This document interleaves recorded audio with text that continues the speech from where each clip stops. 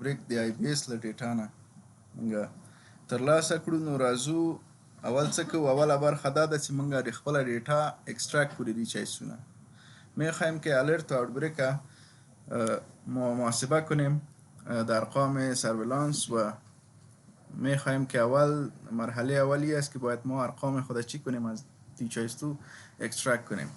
در قسمت دیتا ما میخوایم مثلا یک دیزیز از اینجا انتخاب کنیم، از بخش سرویلانس نمونه ها را انتخاب میکنیم.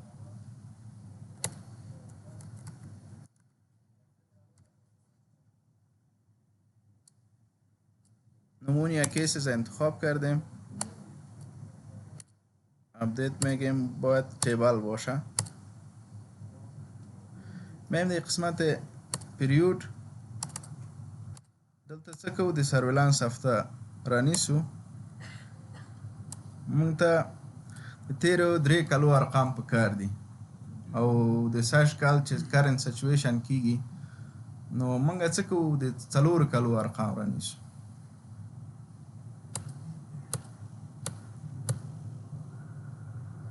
د شلو نه رانیسو، 20، 22 او د 23 او کرنت سچویشن دی چې 40. اپډیټ ورته وایو، ډیټا د مونږ راځي. بل کار چې مونږ کوو، باید ارګنایزیشن یونټ خپل انتخاب کو. نو دا باید مونږ په کم لیول باندې محاسبه کو. مونږ به د خپل هیلث فیسیلیټي ارقام وګورو. یو هیلث فیسیلیټي به دلته را انتخاب کو. مثلا زه ساوث ایست ریجن ته ځم او پکتیا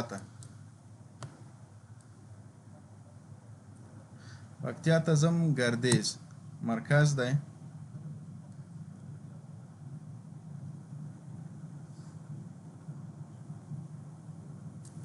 ریجنل هاسپیټل 0228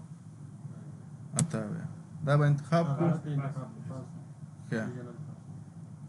خیرس اپډیټ به ورته ووایو. دا ارقام راغلل، صحیح ده.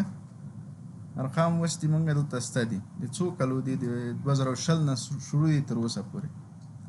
نو دې ته به ډاونلوډ ووایو.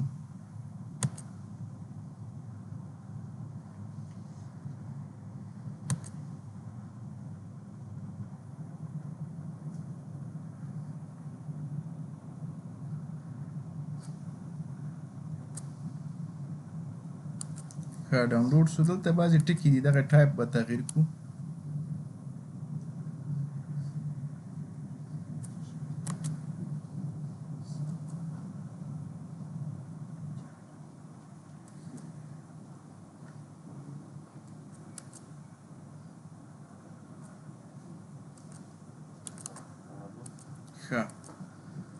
ډیټا هم چې د دې چایسونه اکستراکت کړله، یا هره ډیټا چې تاسې د هر ځای نه اخلئ، اول کار باید ډیټا مو کلین کړئ چې بیا انالایز کړئ. اول باید دغه سټرکچر یې ورته جوړ کړئ.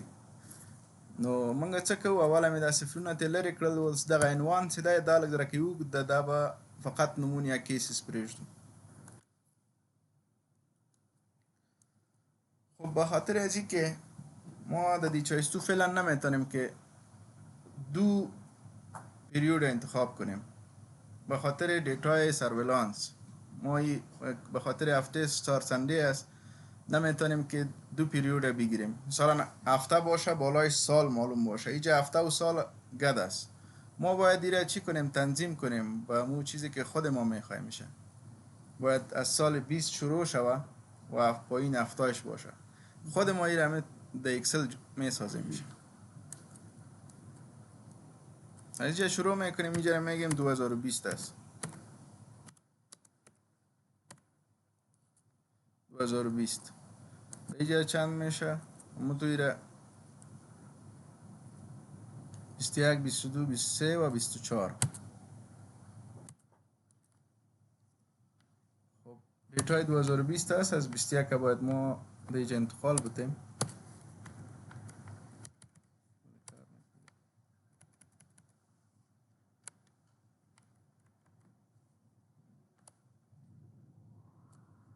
از اینجا شروع میشه.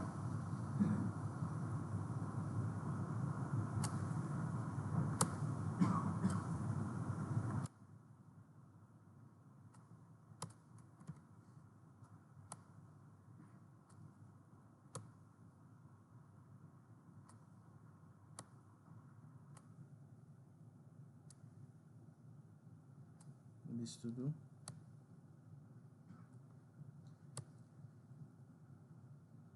23 تا هفته 52 دوه پنځوسمې هفتې پورې باید موږ د اولې هفتې نه تر دوه پنځوسمې پورې باید دا ارقام موږ راونیسو.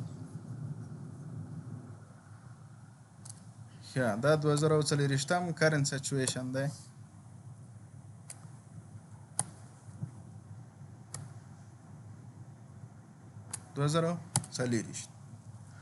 ښه دلته به کالم ور اضافه کو، کالم برش اضافه میکنیم د اینجا جام سوی ده څنګه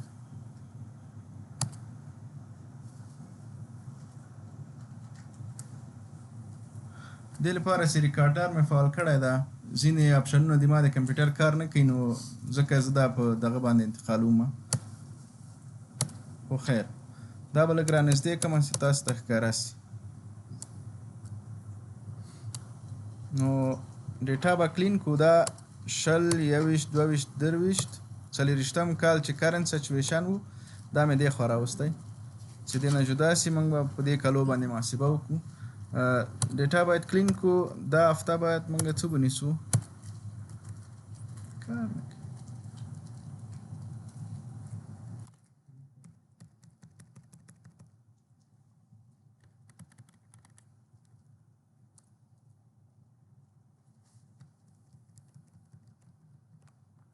په اکسل کې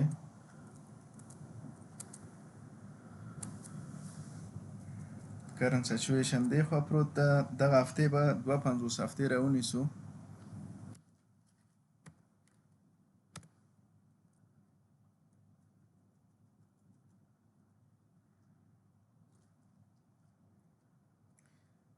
کال په د کال هفتې هر 4 کاله یو ځل یې چې کېږي 350 هفتې کېږي. نو فعلا لپاره دا موږ لرې کوو ځکه د موږ محاسبه کې دغه رانه ولي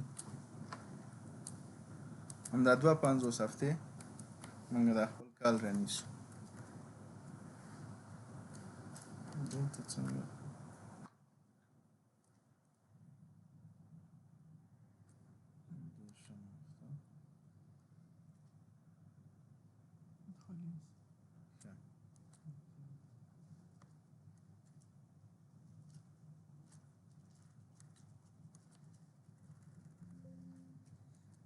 اول کار چې کوو څه وکړو؟ اول باید د 3 کالو اوریج را پیدا کړو.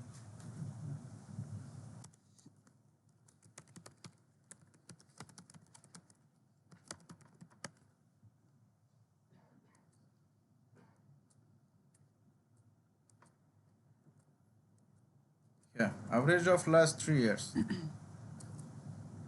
دې ځینې هم کولی شئ چې تاسې اوریج کلکولیټ کړئ. خو مخکې له اوریج نه موږ او تاسې به یو بل کار وکړو.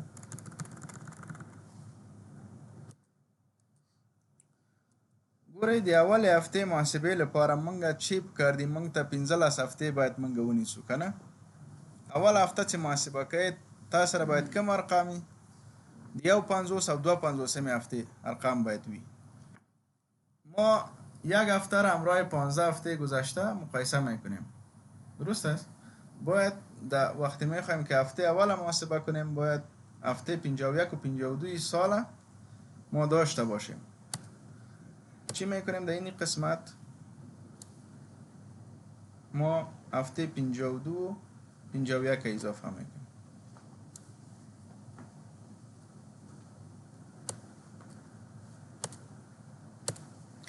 اینجا ویک 51 و ویک 52. این ارقام از کجا کنیم؟ میم در پایینی سال 2023 در 20م کال ده نکته رازو 2022 250 او 150 هفته راوړو دلته رانیسو.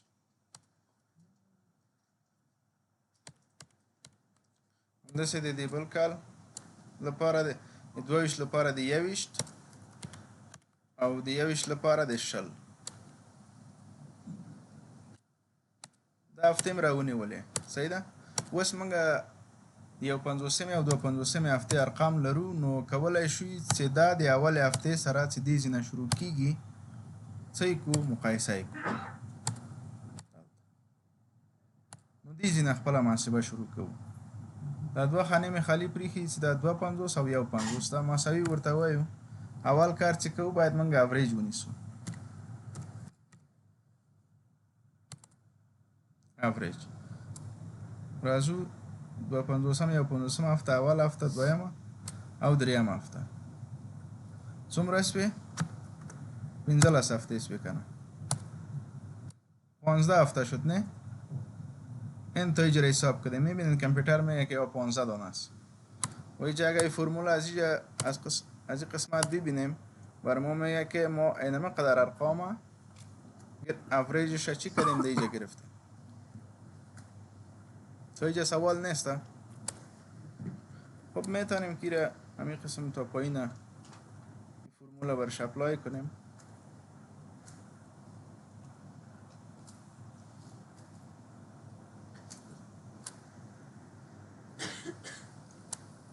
هفته 52. خب دوم کاری که میکنیم چی کنیم؟ یک استاندارد دیویژن باید پیدا کنیم. صحیح است؟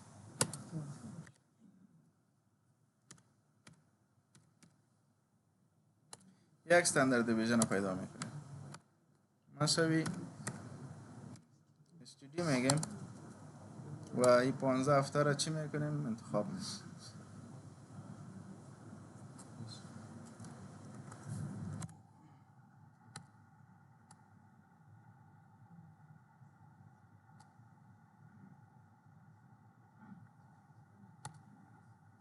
کمی راوند آفش میکنیم تا دو خانه رم درست است. خود مرحله دوم چی است؟ ما دو استاندارد دیویژن پیدا میکنیم. تو استدی چی میکنیم؟ مساوی میگیم یک استاندارد دیویژن ما ضرب چند؟ دو.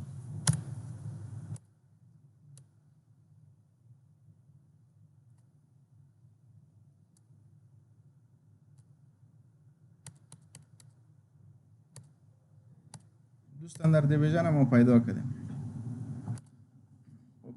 حال در این قسمت یک کار دیگه میکنیم.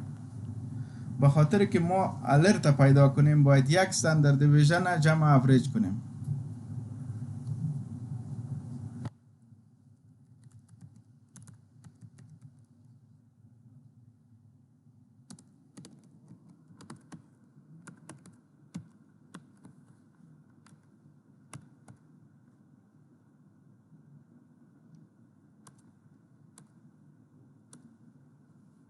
مساوی یک استاندارد دیویژن جمع چی؟ اوریج.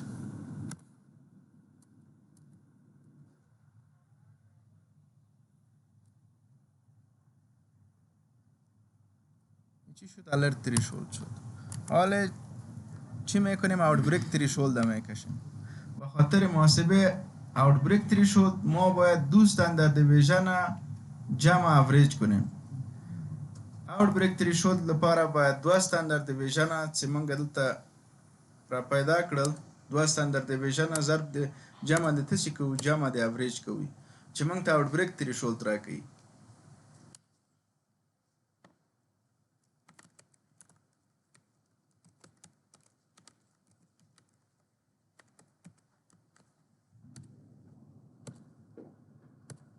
څه کوو؟ مساوي ورته وایو دو استاندارد دیویژن جمع د څه شي؟ جمع د اوریج. تر 250 هفته پورې دا فرمول ګورو. ښه نور څه کوو؟ 2040 کال دته لیکو چې کرنټ سچویشن.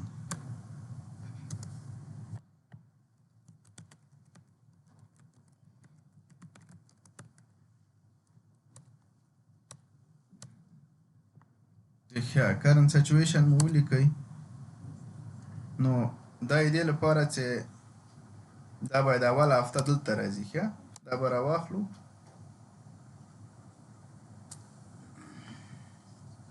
دوه خانې به یې کښته کړو.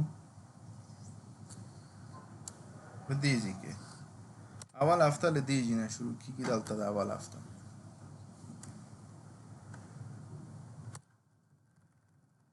ښه اوس څه کوو اوس یې دی ما ترند رسموو راځو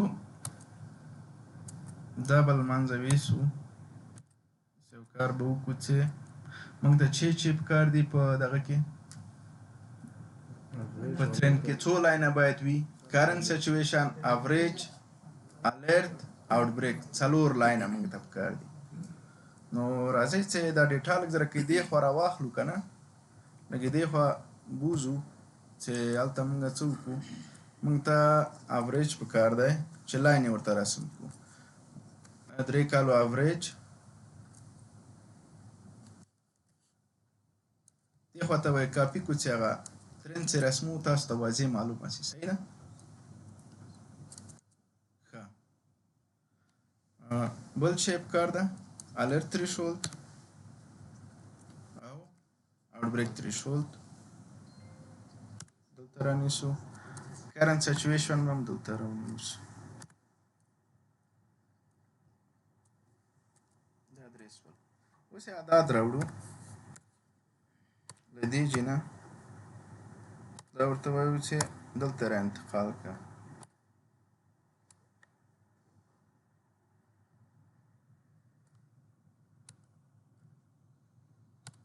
الرټ چیرې دی الرټ دلته دی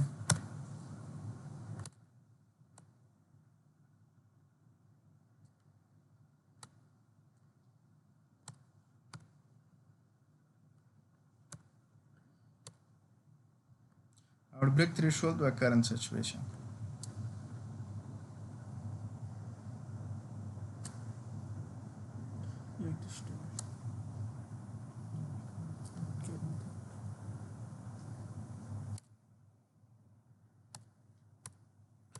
یعنی فرمولای خود یک دفعه چک کنیم که چی را گرفته یا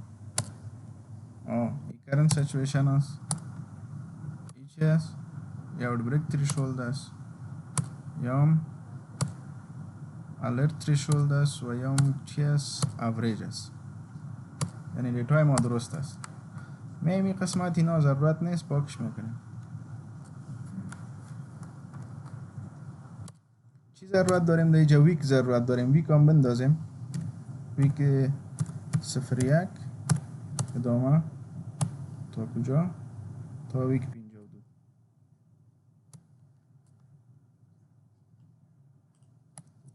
خب بیاین که این وانا را پایین بریم به این قسمت حالا همین لاین خود رسم میکنیم قسمت انسرت میم در اینجا این لاین هم میبینیم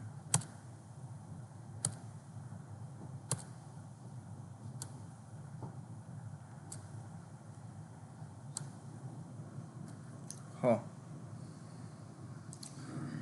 این رنگ یابی را میبینین اوریج 3 سال هسته درې کالو اوریج دی الرټ څه دی دا دویم خط دی آوټ بریک تھریشولد څه دی دا هغه خط چې ګورئ دا دی او کرنٹ سچویشن ګورئ چې د آوټ بریک خط یې څه کړی لاین یې کراس کړی ده صحیح سته آوټ بریک واقع شده در اینجا به خاطر که امی سه لاین کرنٹ سچویشن ما کراس کرده دیگه آوت بریک است ما فعلا گفته نمیتونیم که واقعا اینجا آوت بریک است خب این نیاز به استپ های انوستیگیشن داره که در اوجا دیده شوه و مراحل انوستیگیشن وقتی که تطبیق شد کلش باز ما به چی میرسیم به آوت بریک یا به ایونت میرسیم که باید در اوجا رسپانس داده شوه دیتا برای ما میگه که اینجا آوت بریک است حال بعد از این باز اقدام خود ماست که ما میریم در اوجا اقدام میکنیم میشه که این لاین ها را تغییر بتین زرد آمده میشه که این لاین ما سرخ بگیریم این لاین که از آوت بریک است ایره میشه یک رنگه که خب ایره زرد گرفتیم و اینجا چی است الرت تھریشولد است ایره چی رنگ بگیریم آبی بگیریم یا شما در رنگ خوب میفهمید سبز است. خب و اوریج 3 سال آبی خوب است. میم در این قسمت به خاطر که یکم یک واضح شوه لاینا را ما تفکیک کرده بتانیم یکم یک در این تغییرات میریم. در این قسمت میم و شکل لاین برش یکم یک تغییرات میریم. میگیم که ای به این شکل باشه.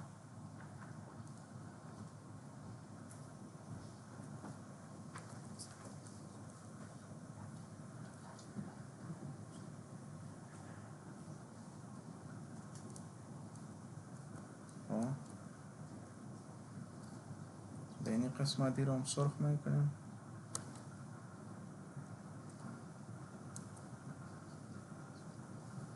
این کرنت سچویشن ماست و این قسمتی که اوتبریک تریشولد است.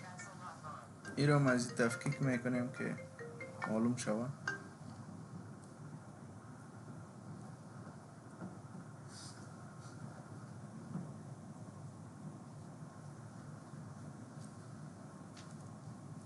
و شکل این زرد خودش هم میگیریم. کم سایزش